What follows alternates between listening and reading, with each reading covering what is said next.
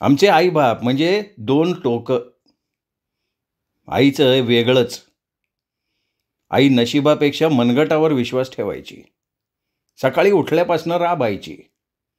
तिला आराम कसला तो नसायचा. पावसाळ्यात कुत्रं हाल खायचं नाही. 2 खाणांचं घर. सगळ्या भिताडावनं पाणी वागळायचं.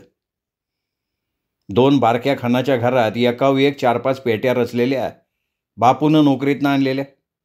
त्याच्या शेजारी एक मोठी कणिंग. 4.5 पोते दाणं बसतील एवढी.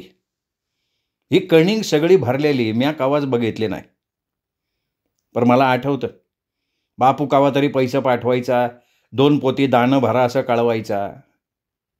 आई एखादंच पोतं भरायची. बाकीचं पैसं घरात खर्चायची. तिला तरी काय म्हणायचं? कुठं कुठं ठिकाळ लावायचं. मी आणि परका शिरंब्याला शाळेला जायचो. उत्तमही मागोमाग होताच. कौसा गावातल्या शाळेत. त्यावेळी एका घरातली शिकणारी 4 पोरं आम्हीच. घरभर दप्तरं असायची. आईला वाटायचं पोरांनी शाळेतनं आलं की कामाला झोपून घ्यावं. शाळेतनं परस्पर रानात या म्हणायची.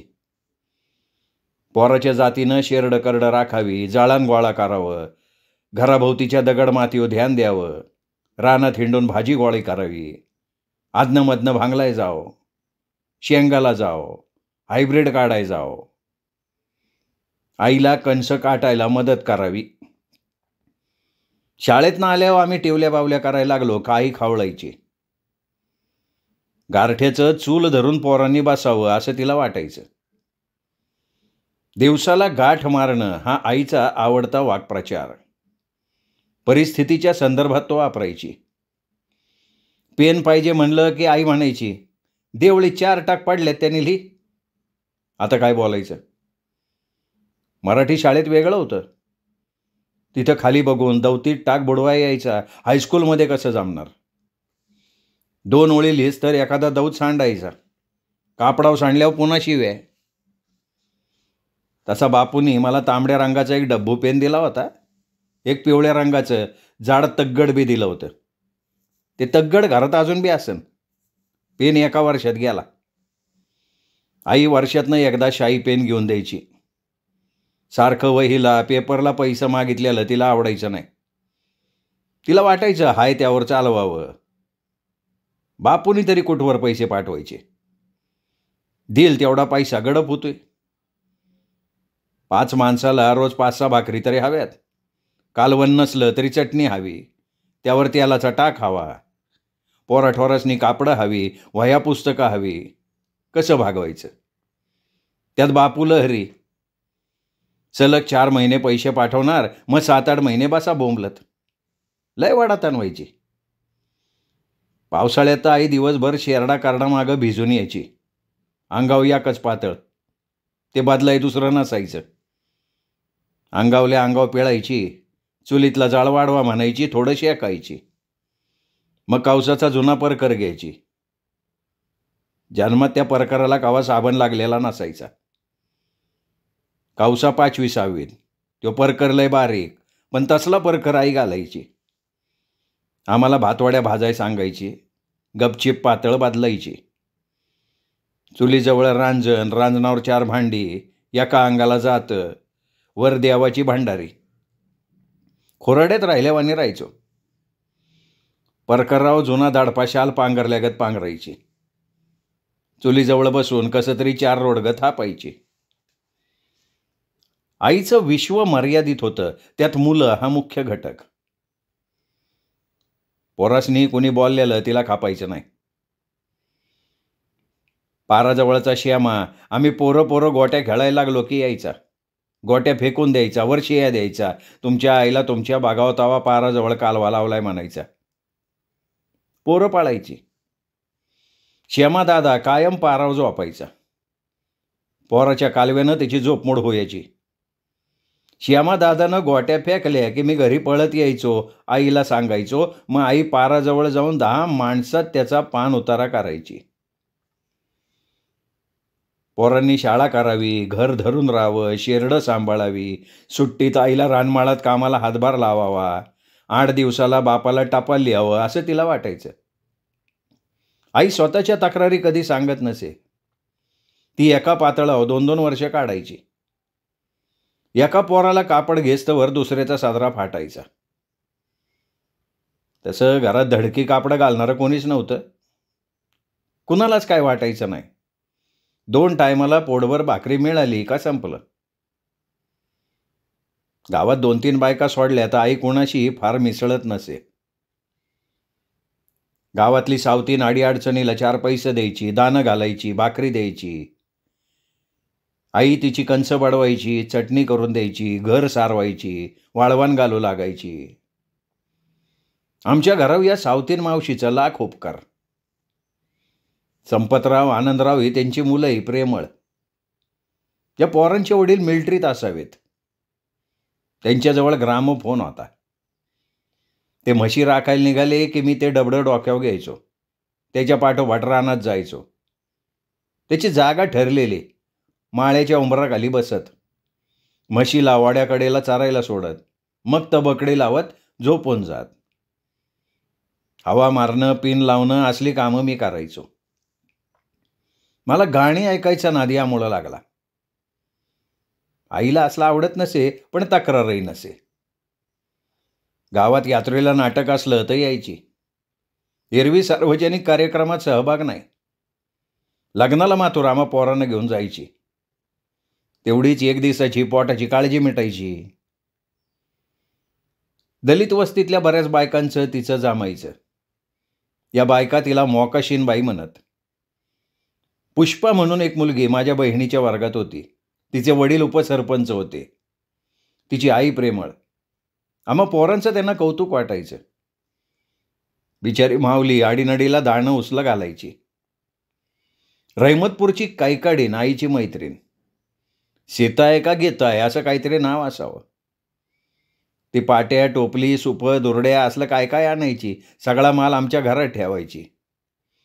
शेलकी, पाटी, टोपलं आई बघून ठेवायची, उधारेव घ्यायची. कायकाडीन आली की आई तिला पाणी द्यायची. उन्हातानातनं आलेली कायकाडीन मग भाकरी सोडायची. आईला म्हणायची काय कालवण असेल तर दे.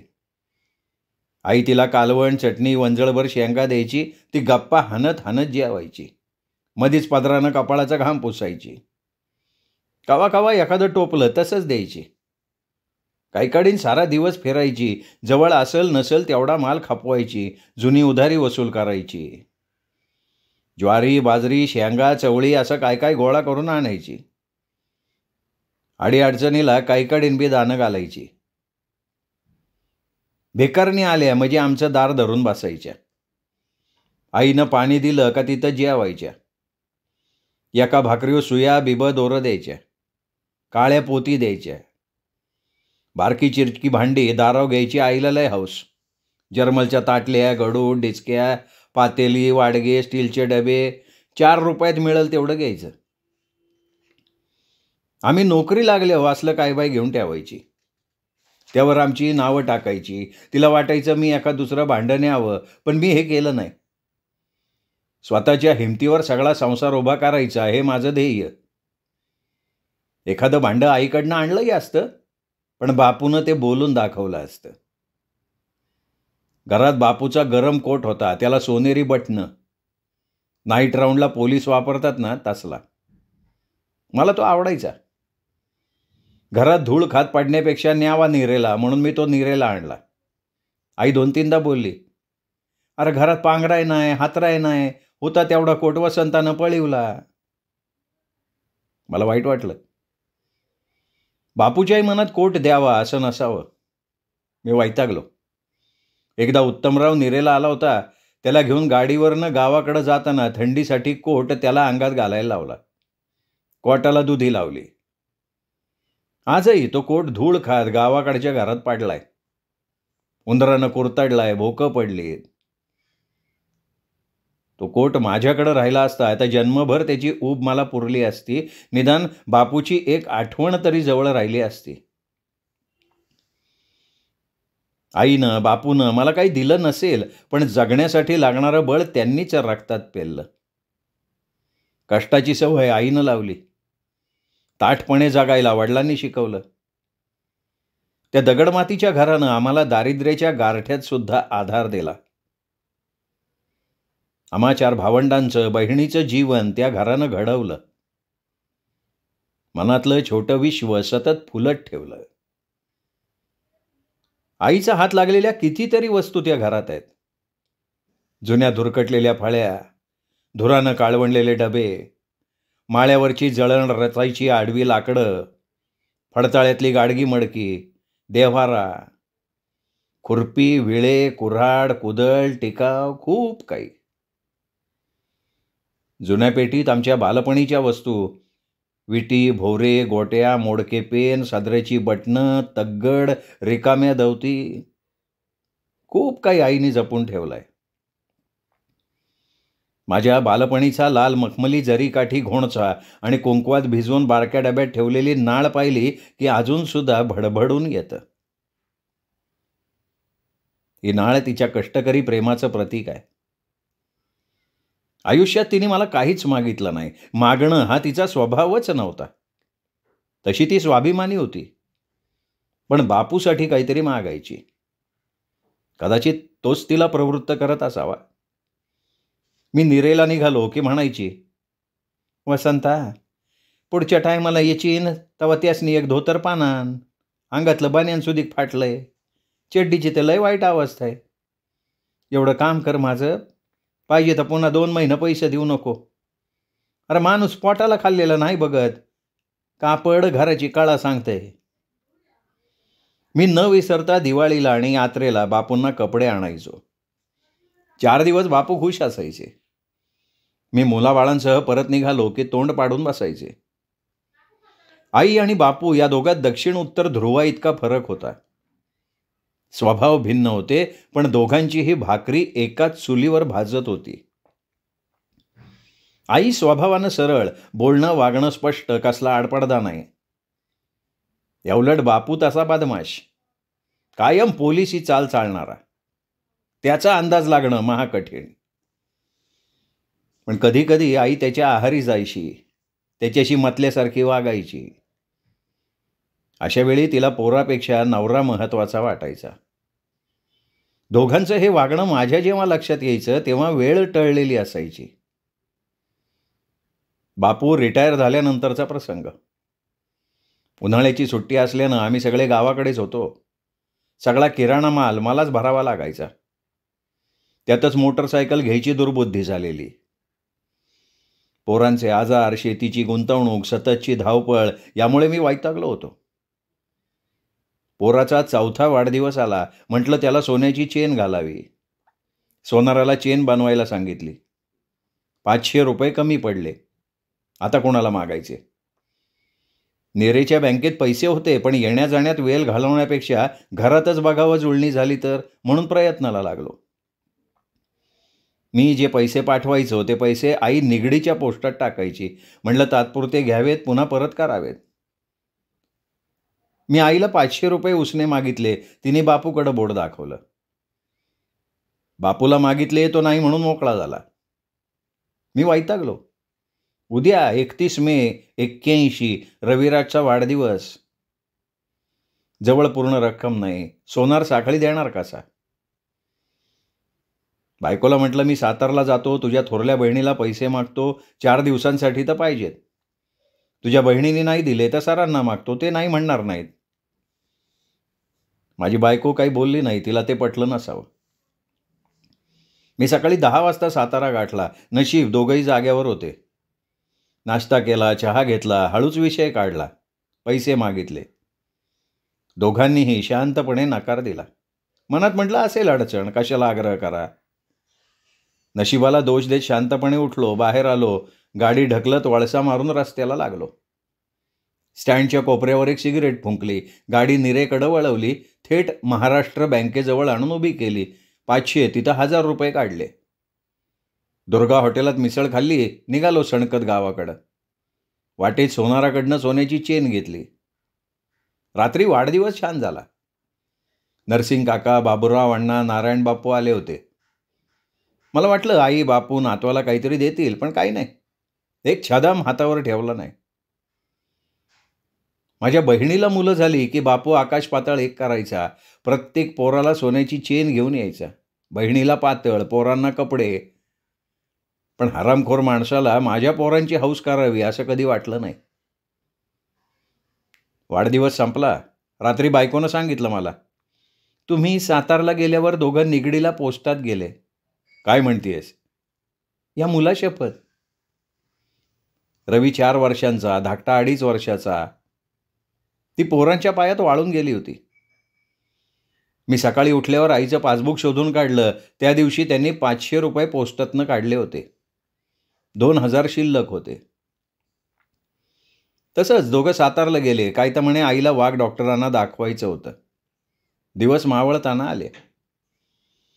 पासबुकातली रक्कम पाहिल्यावर टाळकं फिरलं. काय निर्दयी माणसं आहेत. माझ्या 5 वर्षाच्या नोकरीत पाण्यासारखा पैसा दिला तरीही माझ्याशी ही माणसं वाईट वागतात.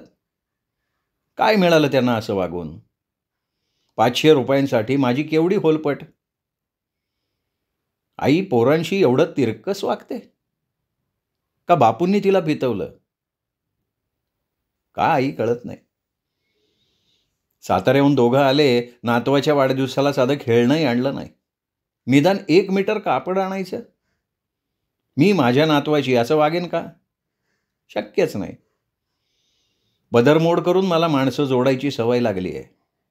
कुणाच्या 1 रुपयाला मिंधर राहणं मला आवडत नाही. कष्ट करायचे, कष्टाचा मोबदला घ्यायचा. जमेल तेवढं घरासाठी केलंय. नव्या घराला रंग दिला, फर्निचर घेतलं, कॉट गादी घेतली, लाईट फिटिंग केलं, मीटर घेऊन दिला, पाण्याचा नळ घेतला. एकाही भावाचा छदाम घेतला नाही. मग माझ्याशी ही माणसं असं कृतज्ञपणे का वागतायत? 8 दिवस कसे तरी गावाकडे काढले. जत्रा उरकली, गाठली निरा. का कोणास ठाऊक आई मला जरा निर्दयच वाटली. तिच्या निर्दयीपणाचा आणखीन एक प्रसंग आठवतो. पाऊस झेलत बापू निरेला आला. तो घोड्यावर बसून आल्यासारखा कायम घाईत असायचा. आला तो आला. दुपारी 1 वाजता आला. मी जेवण आटोपून पेपर वाचत बसलो होतो. बायकोनं पाणी दिलं. वाघागत गुर्राकला, जेवण वगैरे नकोय, जेवायला वेळ नाही, मला लगे निघायचे. मला या हलकट माणसाची सायकॉलॉजी माहिती होती. आला की आरडाओरडा करायचा, सगळ्यांच्या मनावर टेन्शन आणायचा आणि मग आपला इच्छित हेतू साधून मोकळा व्हायचा. आत्ताही तसंच केलं. बायकोनं ताट वाढून आणल्यावर 4 घास खाल्ले. गॅलरीतनं हात धुतला. बिडी पेटवत म्हणाला, नेता तेवढं गाळ्यातलं सोन्याचं गंठण दे. का? तिच्या बापाच्या पैशाने घेतलंय ते. अरे तू मूर्ख आहे पोरा. गंठण तुझ्या आईचं आहे ते. माहिती आहे. पण बापू, सासऱ्यांनी दिलेल्या पैशातनं मी नवीन गंठण करायचं म्हणत होतो तर तुम्हीच म्हणालात ना कशाला पैसे घालवतो, नाहीतरी ही गंठण वापरत नाही. उगा काळ कोळसवू करू नको. तुझा थोरला भाऊ त्यो काळा ना घेऊन रोज गंठण मागतोय. तो म्हणतोय त्याच्या बायकोला घातलंय. मी म्हणतो तुलाही नको, त्यालाही नको, तुझ्या आईलाच ते वापरू दे. माझी बायको नीता आतून ऐकत होती. तिने पुडीत बांधलेलं गंठण बापू पुढे ठेवलं. डोळ्यातलं पाणी सावरत घरात निघून गेली. लग्नात माझ्या सासऱ्यानं 6,000 रुपये दिले होते. तेव्हा 563 रुपये तोळा सोनं होतं. बापूनं मलाच टांग मारली. सहज 11 तोळे सोनं तेवढ्यात आलं असतं. लग्न साधं केल्यानं काही खर्च नव्हता. वरात नाही, घोडा नाही, वाजंत्री नाही, लग्नपत्रिका नाही. 2 हार आणि भटजीचे 5 रुपये. चौक मांडायला 10-20 रुपयाचे गहू तांदूळ लागले असतील तेवढे. बाकी खर्च शून्य. पण बापूनं माझ्या बायकोसाठी केल्या 3 तोळ्याच्या बांगड्या आणि 1 3.5 ग्रॅमची अंगठी. म्हणजे 2,000त सगळं उरकलं. पूजेसाठी 700 रुपयाचं सामान भरलं. गाव जेवण घातलं. वरच्या पैशाचं चांग भलं. माझं लग्न भैरोबाच्या देवळात लागल्यावर मला म्हणत होता, वसंत मटका लागला बरं का मला. डब्बल बसली. रुपये 2,000 मिळालं. हे सगळं तुझ्यामुळं झालं. मी म्हटलं कसं काय? तर म्हणाला, अरे ओपनला 2 आणि क्लोजला 6 आला. म्हणजे 26 आकडा आला का नाही? तो तुमच्या दोघांच्यामुळं. मी परत विचारलं, काय म्हणताय कळत नाही आहे. अरे तुम्ही दोघं म्हणजे 2 आणि होंडा 6,000 म्हणजे क्लोजला आलेला आकडा 6. हसला बापू. माझं लग्न 10 जूनला लागलं, 11 जूनला पूजा. 14 जूनला गेलो नोकरीवर. साऱ्या पैशाचा मालक बापू. मी काही बोललोच नाही. लग्नात घातलेलं गंठण बापूनं असं पळवलं. म्हटलं नेतोय तर नेऊ द्या. जन्मभर आई काळ्या पोतीवर वावरतीये. आता तरी एखादा सोन्याचा दागिना घालू दे. 4 महिन्यांनी दिवाळीची सुट्टी लागली. गेलो मी बायको मुलं घेऊन गावाकडं. थोरला भाऊ आणि वहिनी आली होती. रात्री बायको मला म्हणाली, बापूंनी नेलेलं गंठण कुठे? असेल की आईच्या गळ्यात, नाही तर पेटीत. वेडे आहात तुम्ही. गंठण तुमच्या वहिनीच्या गळ्यात आहे. रागच आला. सकाळी आई बापूजवळ विषय काढला तर माझ्यावरच रागवले. मला म्हणाले, ओमाचा हक्क आता तिला देऊन टाकलं. आपण मग आम्हाला का उघडं केलं? नीताच्या बापानं दिलेल्या पैशातनं मी गंठण करत होतो ना. तुझा एक पैसा काढला नाही मी भाडवे. तर शिवीच द्यायला लागल्यावर काय बोलणार? माझा थोरला भाऊ त्यांना सामेल. फुकटच्या मिळाल्यावर कोण सोडतंय? मला राग आला होता आईचा. तिनेही त्यांचीच बाजू घेतली. माझ्या तोंडाला मधाचं बोट पुसत म्हणाली, थोरलीला गंठण घातलं, धाकटीला एकदानी घातली, नीताला बी काहीतरी डाग करायला होती की. पण यातलं काहीही झालं नाही. मलाही तेवढ्यापुरतं वाईट वाटलं. पण आईला याची खंत असावी. एकदा तिनं कसले तरी सोन्याचे 2 मणी दिले आणि म्हणाली, नीताला दे रे. मी म्हटलं नाही, ती घेणार नाही. तसंच झालं. मणी निरेला नेऊन पुन्हा दुधीला न्यावे लागले. 1.5 रुपयाचं खोटं मंगळसूत्र वापरून बायकोच्या मानेवर फोड उठले. त्या जखमा बऱ्या व्हायला 2 महिने लागले. आईच्या कठोरपणाच्या एवढ्या 2च आठवणी. बाकी तिने मायाच दिली. माझ्या बायकोत, मुलाबाळात ती कधी गुंतली नाही, पण माझ्या रक्तामांसात ती गुंतत गेली. तिच्या जीवनाचा एक अविभाज्य भाग म्हणून ती माझ्याकडे बघत राहिली. बापू रिटायर झाल्यावर 1-2 वर्ष तिची छान गेली. बापू घरी आल्यानं आता ती निश्चिंत झाली होती.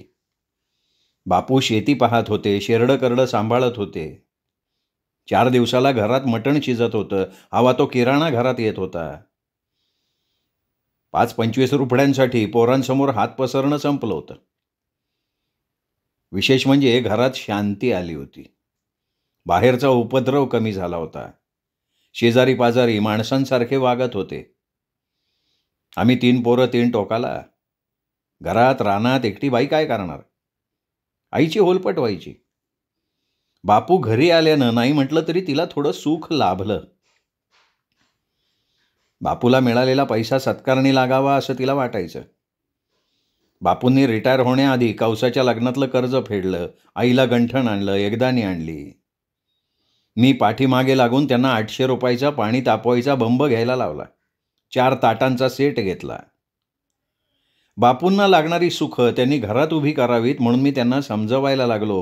TV घ्या, कपाट घ्या, इझी चेअर घ्या, निवृत्तीनंतरचं जीवन सुखात घालवा.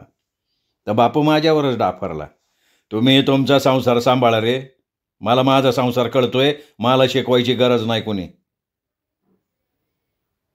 माझ्या सांगण्याचा भलताच अर्थ लावला त्यांनी. मग मी कानाला खडा लावला. आलेले पैसे कृष्णा नदीत का टाकणं? आपल्याला काय करायचंय? मी व्यक्तिशः मौन पाळलं. मग व्हायचं तेच झालं. बापू बेफाम बनला, मस्तीत जगायला लागला. रोज खिशात 1000-2000 घालायचा, कोरेगावला जाऊन मटका खेळायचा. सेंट्रल रिझर्व्ह पोलीस फोर्समधला एक जबाबदार पोलीस सब इन्स्पेक्टर असा भरकटत गेला. त्याचा सगळा दिवस मटक्याच्या अड्ड्यावर जायचा. आलेल्या 1,00,000-1.5 लाख रुपयांची राख झाली.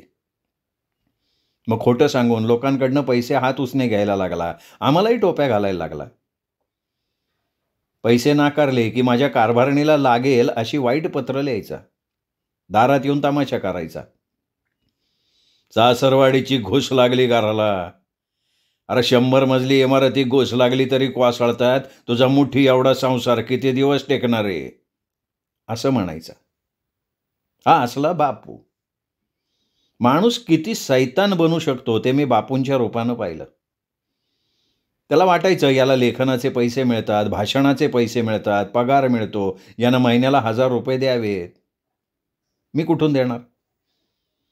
पदरात 2 लहान पोरं, त्यांचे आजार, बायको त्यात अशक्त झालेली. व्याख्यानाचे पैसे प्रवासात आणि पोरांच्या खेळण्यात जात. बायकोच्या अधूनमधून केलेल्या गर्भपातानं बिचारी वाकून गेली होती. ब्लिडिंग तर इतकं व्हायचं की मस्तक गरगरायचं. त्यात पोरं किरकिरायची. मला लिहायला टेबलही नव्हतं. मी सुटकेसवर लिहायचो, धाकटं पोरगं मांडीवर घेऊन. असो, तर मी काय सांगत होतो की बापू रिटायर झाल्यानंतर 1-2 वर्ष चांगला वागला, पण कंगाल झाल्यावर घरात आईला शिव्या द्यायला लागला. सारखा चिडचिड करायचा. लोकांचे पैसे उसने घेऊन फिरायचा. तो स्वभावानं चुळचुळ मुंगळ्यासारखा झाला होता. एका जाग्यावर थांबत नव्हे.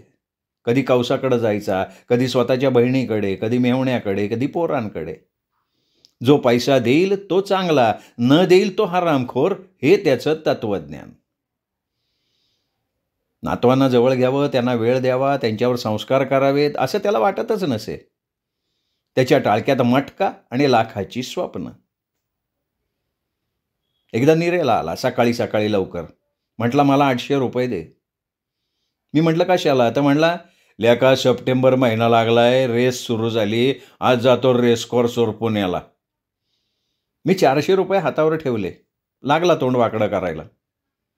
मला म्हणाला तू कुठं निघाला? अरे कमाल आहे बापू तुमची, मला मॉर्निंग कॉलेज आहे. राहू दे आज कॉलेज, चल. अरे तुला पुण्याला चल ना, रेस कशी काढायची शिकवतो, लेखनाला उपयोग होईन तुला. काय बोलणार या माणसाला? मी नकार देताच एकटाच पळाला. रात्री 11 वाजता हात हलवत मोकळा आला. 1-2 दिवसांची ही अवस्था. मग आईनं काय करायचं? राहू शनी या ग्रहांसारखा तो आईच्या राशीला लागला होता. रोज भांडणं काढायचा. झोळी भरून रात्री अपरात्री पळून जायचा. आई अंधारात त्याला शोधायला जायची. आम्ही गावाकडे गेल्यावर तर हा प्रकार कायम घडायचा. आई भाकरी थापता थापता रडायची. वसंत, अरे का आणला या माणसाने जीवाला? 17 ठिकाणी डोबळं पाडते. मी कुणाकुणाची देणी भागवू सांग बरं? कुणाचं 100, कुणाचं 400, कुठं कुठं टाकर देऊ? रोज दारात माणूस येते पैसे मागाया. यो असा झोळी घेतली की परांगांना होणार. कुठं हुडकायचं ह्याला मी?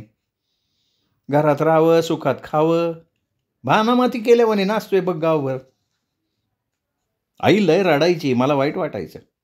काळीच गलबलायचं. मग वैतागून आम्ही काही लोकांची देणी भागवायचो. हा तेवढ्यापुरता शांत यायचा.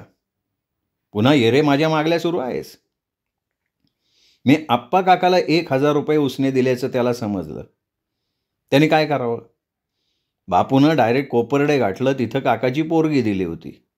त्या पोरीच्या सासऱ्याकडनं याने 1000 रुपये उचलले. भावाभावात भांडणं लागली. इथं काकाला म्हणाला वसंताचे पैसे तू घेतले, मी तुझ्या पाहुण्याचे घेतले, झाली का नाही फेट्टमफाट? आवाज वाढवायचं कामच नाही काय? असला बापू ब्रह्मदेवाला शेंडी लावेल. देवात भांडणं लावून राक्षसांच्या पार्टीत जाऊन उभा राहील. आमचा प्रकाश वैतागला की म्हणायचा बायका छिनाला असतात मला माहिती होतं, पण पुरुष एवढा छिनाला असतो माहिती नव्हतं. आईच्या दुःखाचं बापू हे मुख्य कारण होतं. तिचा आग्रही स्वभाव हे दुसरं कारण होतं. ती कोणाशी पटवूनच घेत नसे. शेती मेहनतदाराकडनं करून घ्यायची. हा मेहनतदार दर वर्षाला नवीन. आईचं म्हणणं मेहनतदार लबाड असतात. आमचं 1.5-2 एकर रान. किमान कुळवाच्या 2 पाळ्या घालाव्यात. पेरणी करावी, एखादं कोळपं मारावं, खळ्यावर मळणी असेल तर कडवा आणि धान्य घरपोच करावं, वर्षातून एकदा जाळणाची गाडी आणावी. तशा काही मेहनतदाराकडनं फार अपेक्षा नसत, पण तेवढ्याही तो पूर्ण करत नसे. कुळवाच्या 2 पाळ्या न घालता एखादीच घालायची. मी पण उभाट्या नाही. मळणीना ऐनवेळी बैलगाडीच द्यायची नाही. माझी आई धान्याची अर्धी पोती डोक्यावरनं घरी न्यायची आणि म्हणायची लबाड जाती रे, चोराला वजं उचलू लागणार, चांगल्याला बाजूला करणार. मेहनतीचं पैसे कसं किरडीवाला आधी उचलतात, काम कराय नको यांना फक्त पैका पाहिजे बघ. श्रोते हो, हा होता प्राध्यापक व बा बोधेलिखित चंदन बाटवा या कादंबरीचा आजचा भाग पुन्हा भेटूया उद्या दीपक रेगे कथाकथन चॅनलवर. प्राध्यापक बा बोधे लिखित चंदन बटवाचा पुढचा भाग ऐकण्यासाठी. तोपर्यंत नमस्कार मित्रो.